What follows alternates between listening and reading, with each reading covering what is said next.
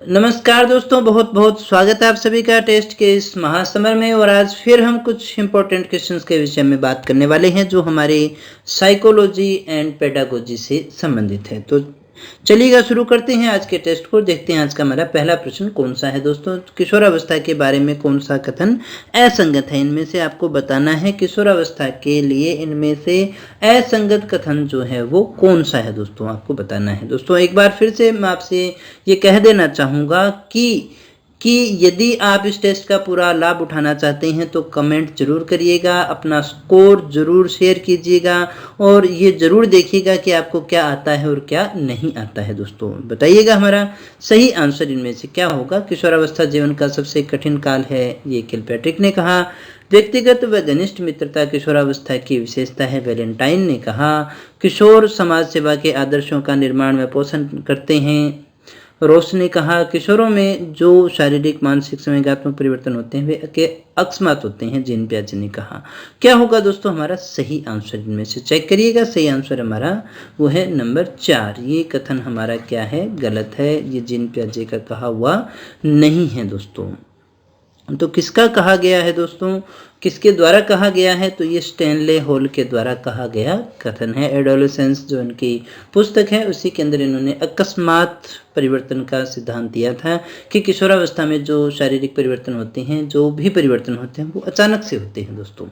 इसके बाद में दोस्तों बात करते हैं हम अगले प्रश्न की। दूसरा हमारा प्रश्न है, घोड़े को तालाब तक तो ले जाया जा सकता है लेकिन उसे पानी पीने के लिए बाध्य नहीं किया जा सकता। बाध्य नहीं किया जा सकता, इसका कारण क्या है दोस्तों, इसका कारण क्या है दोस्तों, बाध्य नहीं किया जा सकता ना, इसको सही कर लीजिएगा थोड़ा सा। इसका कारण क्या है, तत्परता का नियम है, प्रभाव का नियम है, संतोष का नियम है, या फिर इनमें से कोई नहीं। यानी घोड़े को हम तालाब तक तो ले जा सकते हैं लेकिन हम उसे बाध्य नहीं कर सकते। उसी प्रकार से जैसे अपने बच्चे को कक्षा में बैठा तो सकते हैं लेकिन हम उसे जबरदस्ती पढ़ा नहीं सकते। तो इसमें कौन सा नियम काम करता है, चलिएगा चेक करते हैं सही आंसर को। वो है हमारा नंबर 1, तत्परता का नियम आता है। सबसे पहले क्या आवश्यक होता है, तत्परता आवश्यक हुआ करती है दोस्तों। अगला हमारा प्रश्न है, इसमें से मनोवैज्ञानिक अभिप्रेरक कौन सा है दोस्तों। इनमें से आपको बताना है कि मनोवैज्ञानिक अभिप्रेरक कौन सा है। भूख है, नींद है, भूख, नींद, काम, क्रोध, भय, प्रेम, जिज्ञासा, आत्म प्रदर्शन, आत्मरक्षा आदि है। इनमें से कौन सा है दोस्तों मनोवैज्ञानिक अभिप्रेरक आपसे पूछा जा रहा है। क्या होगा सही आंसर हमारा दोस्तों, चेक कर लीजिएगा। सही आंसर होगा नंबर 2। ये सारे हमारे मनोवैज्ञानिक हैं, मन से संबंधित है। क्रोध, भय, प्रेम ये हमारे मनोवैज्ञानिक अभिप्रेरक होते हैं, ये हमारे मूल प्रवृत्ति से संबंधित होते हैं दोस्तों। बात करते हैं अगले प्रश्न की। अगला हमारा प्रश्न है, कमजोर वर्ग के बालक से क्या अभिप्राय है। हम कमजोर वर्ग के बालक किसे कहेंगे, ऐसे अभिभावकों के बालक से जिनकी वार्षिक आय कम है, ऐसे अभिभावकों के बालक से जो वंचित वर्ग में आते हैं, ऐसे अभिभावकों के बालक से जो गरीबी रेखा के नीचे आते हैं, ऐसे अभिभावकों के बालकों से जो सरकार निर्धारित न्यूनतम सीमा की वार्षिक आय से नीचे के वर्ग में आते हैं। तो कमजोर वर्ग का बालक आप किसे कहेंगे, क्या होगा सही आंसर, इनमें से चेक कर लीजिएगा। सही आंसर होगा हमारा नंबर 2, जो वंचित वर्ग में आते हैं दोस्तों, जो समाज के वंचित वर्ग माने जाते हैं वो सारे के सारे कमजोर वर्ग के बालक आते हैं दोस्तों। जिनके माता पिता अभिभावक जो हैं वो किस में आते हैं, वो वंचित वर्ग में आते हैं, उन्हें ही अपने कमजोर वर्ग के बालक कहते हैं। इनमें से प्रत्यक्ष समायोजन का तरीका कौन सा है दोस्तों। समायोजन के कई तरीके होते हैं हमारे पास में, इसमें से एक तो प्रत्यक्ष होता है, एक अप्रत्यक्ष होता है। तो यहाँ आपको बताना है दोस्तों प्रत्यक्ष समायोजन का तरीका कौन सा है। क्या वो प्रक्षेपण है, दमन है, प्रतिगमन है, या फिर लक्ष्यों का प्रतिस्थापन है। क्या है दोस्तों हमारा सही आंसर, फटाफट से कमेंट करके बताइएगा सही आंसर हमारा क्या होगा। तो चलिएगा दोस्तों चेक करते हैं। हमारा जो सही आंसर है वो है नंबर 4, लक्ष्यों का प्रतिस्थापन। यानी लक्ष्य को अपने बदल देते हैं एक के स्थान पे दूसरा, या तो बाधाओं को दूर करते हैं, लक्ष्यों का प्रतिस्थापन कर देते हैं, विश्लेषण करते हैं, ये सारे प्रत्यक्ष में आते हैं। ये अप्रत्यक्ष होते हैं दोस्तों। अप्रत्यक्ष वाले कौन से होते हैं दोस्तों, जो अप्रत्यक्ष होते हैं वो होती है मनोरचनाएं जो है ना, जिसमें अपने करते तो कुछ भी नहीं है, केवल अपने मन को ही समझा लेते हैं। अगले प्रश्न को देखिएगा, इनमें से स्वलीनता के लक्षण कौन से हैं दोस्तों? स्वलीनता के लक्षण, स्वलीनता क्या होती है दोस्तों? स्वलीनता मतलब बच्चा अपने ही अंदर डूबा रहता है, अपने ही ख्यालों में खोया हुआ रहता है, कमजोर सामाजिक व्यवहार होता है, रूढ़िबद्ध व्यवहार होता है, कमजोर कम्युनिकेशन होता है दोस्तों। तो स्वलीनता के लक्षण इनमें से कौन से होंगे? क्या है हमारा सही आंसर? तो चेक करिएगा दोस्तों, सही आंसर होगा हमारा वो है नंबर 4। ये जो सारे के सारे हैं ये स्वलीनता के लक्षण माने जाते हैं। ये भी है, ये भी है, ये भी है दोस्तों। अगले प्रश्न को देखिएगा, कौन सी तकनीक प्रक्षेपण तकनीक नहीं है दोस्तों? ये देखिएगा, जो व्यक्तित्व परीक्षण के अंदर जो जांच करने के लिए तकनीकें इस्तेमाल की जाती हैं, प्रक्षेपण तकनीक उनमें से कौन सी है दोस्तों? प्रक्षेपण तकनीक इनमें से नहीं है वो बतानी है, इस चीज़ को भी ध्यान में रखिएगा, नहीं है वो आपको बतानी है दोस्तों। प्रक्षेपण तकनीकों के अंदर आपके सामने कुछ उद्दीपक रखा जाता है जिसके ऊपर आपकी अनुक्रिया नोट की जाती है दोस्तों। तो क्या होगा दोस्तों सही आंसर हमारा? चेक करिएगा, सही आंसर होगा हमारा नंबर 4, व्यक्तिगत अध्ययन विधि, जिसे अपने केस स्टडी भी कहा करते हैं ना, वो प्रक्षेपण के अंतर्गत नहीं आती है दोस्तों। तो ये हमारा सही आंसर होगा कौन सा? व्यक्तिगत अध्ययन। ये जो है वो प्रक्षेपण तकनीक नहीं है। इनमें से पिछड़ेपन का कारण नहीं है दोस्तों, इनमें से आपको बताना है पिछड़ेपन का कारण कौन सा नहीं होगा। बिल्कुल ही आसान सा प्रश्न है, ऐसे प्रश्न भी आते ही हैं दोस्तों। सामान्य बुद्धि का अभाव, शारीरिक दोष, विशिष्ट पिछड़ापन, स्वस्थ वातावरण। पिछड़ेपन का कारण कौन सा नहीं है? क्या होगा दोस्तों हमारा सही आंसर? चेक कर लीजिएगा, सही आंसर होगा हमारा नंबर 4, यानी स्वस्थ वातावरण। देखिए पिछड़ेपन का कारण कैसे हो सकता है, ये तो पॉजिटिव साइन है ना, तो यही हमारा सही आंसर हो जाएगा। अगले प्रश्न को देखिएगा, किस विधि में बच्चे को अपनी रुचि के अनुसार विषय को पढ़ने की पूरी छूट के साथ साथ स्वाध्याय पर बल दिया जाता है? कौन सी विधि है, कौन सी शिक्षण विधि है दोस्तों? किंडरगार्टन है, प्रोजेक्ट है, डाल्टन है, खेल विधि है दोस्तों। कौन सी है सही आंसर? चेक कर लीजिएगा, वो हमारी नंबर 3, अमेरिका के डाल्टन के अंदर इसका जो है खोज की गई थी, इसको चालू किया गया था दोस्तों। ये एक प्रकार की ठेका पद्धति होती है जिसमें निश्चित समय के अंदर बच्चे को काम दे दिया जाता है, जैसे अपने विषय को पढ़ने की उसके पास में पूरी छूट होती है दोस्तों। तो ये हमारा सही आंसर होगा डाल्टन विधि।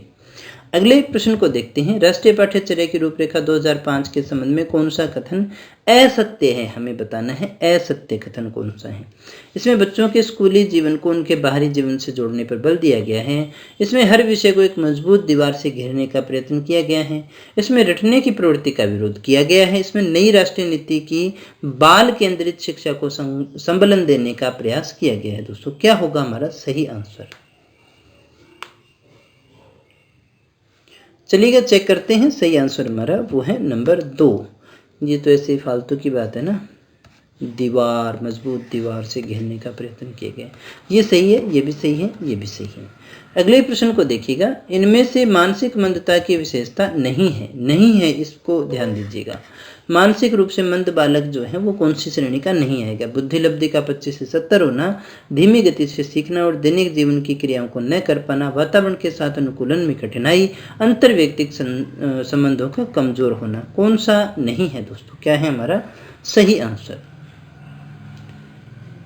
तो दोस्तों सही आंसर हमारा वो है नंबर 4, अंतर व्यक्तिक संबंधों का कमजोर होना। ये सामाजिक जो कौशल है उसमें नहीं होगा तो होगा दोस्तों। ये मानसिक मंदता 25 से 70, वो अपने दैनिक जीवन की क्रियाओं को नहीं कर पाता है, वातावरण के साथ में अनुकूलन भी नहीं कर पाता है। ये होती है विशेषता मानसिक रूप से मंद बालक की। अगला प्रश्न देखिएगा, भारत में प्रतिफल आधारित अधिगम व्यवस्था की शुरुआत मानी जा सकती है? कब से मानी जा सकती है दोस्तों? 1968 की शिक्षा नीति से, 1986 की शिक्षा नीति से, या 1992 के प्रोग्राम ऑफ एक्शन से, या फिर RTE एक्ट 2009 से? कब से मानी जा सकती है दोस्तों? क्या है हमारा सही आंसर? चेक करिएगा, सही आंसर हमारा जो होगा वो है नंबर 2, 1986 की शिक्षा नीति से। अगले प्रश्न को देखते हैं, व्यक्तिगत विभिन्नताएं वास्तव में सीखने के लिए तत्परता की विभिन्नताएं हैं। ये किसने कहा था दोस्तों? आपको बताना है, व्यक्तिगत विभिन्नताएं वास्तव में सीखने के लिए तत्परता की विभिन्नताएं हैं, यह किसने कहा है दोस्तों? ये आपको बताना है। मोर्स एवं बिंगो ने, साइमन ने, थर्स्टन ने, या फिर टाइलर ने? दोस्तों किसने कहा था दोस्तों? तो दोस्तों सही आंसर हमारा वो है नंबर 1, मोर्स तथा विंगो। अगले प्रश्न को देखते हैं। व्यक्तित्व का पहला प्रकारात्मक वर्गीकरण किसके द्वारा प्रस्तुत किया गया था दोस्तों? व्यक्तित्व का प्रकारात्मक वर्गीकरण जो है वात, पित्त, कफ, इस तरह से भी हो सकता है ना। प्रकारात्मक वर्गीकरण किसने प्रस्तुत किया था? मन ने, शेल्डन ने, हिप्पोक्रेटस ने, केटल ने? तो दोस्तों सही आंसर हमारा है वो है नंबर 3, हिप्पोक्रेटस के द्वारा किया गया था। अगला प्रश्न है, कुछ लोगों का कहना है कि जब बालकों को गुस्सा आता है तो वो खेलने के लिए चले जाते हैं, जब तक कि पहले से अच्छा महसूस नहीं करते वो खेलते रहते हैं। उनके व्यवहार में निम्न में से कौन सा प्रतिरक्षा तंत्र परिलक्षित होता है? कौन से प्रतिरक्षा तंत्र को वो अपना रही हैं दोस्तों? भी जब बालक को बहुत ज़्यादा गुस्सा आया तो वो खेलने के लिए वहाँ से चला जाता है, जब तक खेलता है तब तक वो पहले से अच्छा महसूस नहीं करता। प्रक्षेपण है, विस्थापन है, प्रतिक्रिया निर्माण है? दोस्तों सही आंसर हमारा वो है नंबर 2 ही होता है, विस्थापन, पलायन, वहाँ से उस स्थान से उस चीज़ को छोड़ देना है ना, और किसी दूसरे काम में लग जाना। अधिगम में उपयोग और अनुपयोग का नियम क्या कहलाता है दोस्तों? प्रभाव का नियम, श्रम का नियम, प्रबलन का नियम या फिर अभ्यास का नियम? उपयोग और अनुपयोग का नियम इनमें से कौन सी श्रेणी में रखेंगे? क्या होगा सही आंसर हमारा दोस्तों? चलिए चेक करते हैं। सही आंसर हमारा वो है नंबर 4, अभ्यास का नियम। कौन सा होगा दोस्तों? अभ्यास का नियम। तो अभ्यास में ही अभ्यास और अनभ्यास का नियम आता है, यानी जिस कार्य को अपने करते रहते हैं वो याद रहता है, जिस कार्य को कुछ समय के लिए करना छोड़ देते हैं तो उसे हम भूल जाते हैं, उसकी स्मृति कम हो जाती है दोस्तों। भारतीय शिक्षा प्रणाली में अधिगम प्रतिफलों का निर्धारण किस संस्था के द्वारा किया गया है?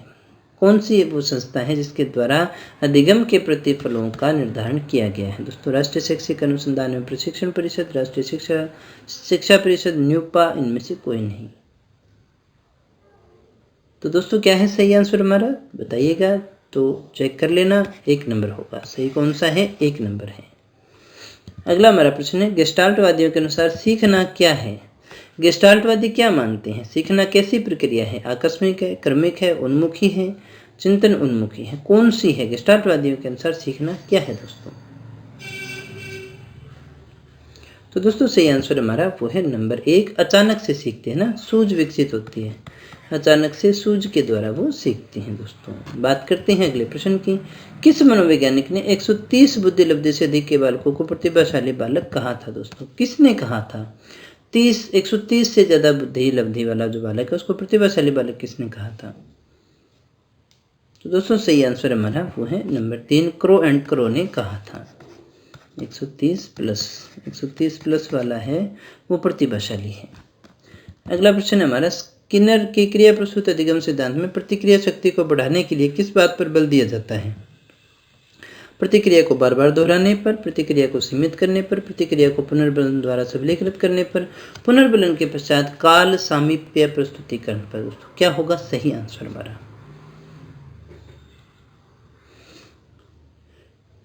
तो दोस्तों सही आंसर हमारा वो है नंबर 1, प्रतिक्रिया को बार बार दोहराने पर, है ना। तो स्किनर क्या कहते थे भी किसी भी क्रिया को करने के बाद में बल प्रदान करने वाला उद्दीपक दिया जाए तो वो कार्य को ज़्यादा कार्य करने की दर जो है वो बढ़ जाती है, तो इसलिए प्रतिक्रिया को बार बार दोहराने पर ये बल देता है। तो दोस्तों ये थे हमारे आज के प्रश्न। उम्मीद करता हूँ आपने काफ़ी कुछ सीखा होगा। अगर आप हमारी एंड्रॉयड एप्लीकेशन को डाउनलोड करना चाहते हैं तो कर सकते हैं, क्योंकि यहाँ पर आपको करंट अफेयर्स, टेस्ट और क्लासेस काफ़ी सारी चीज़ें आपको फ्री ऑफ कॉस्ट मिल रही हैं। तो दोस्तों फिर मिलते हैं कुछ और नए प्रश्नों के साथ, कुछ और नई जानकारी के साथ। तब तक बने रहे हमारे साथ। Thank you very much.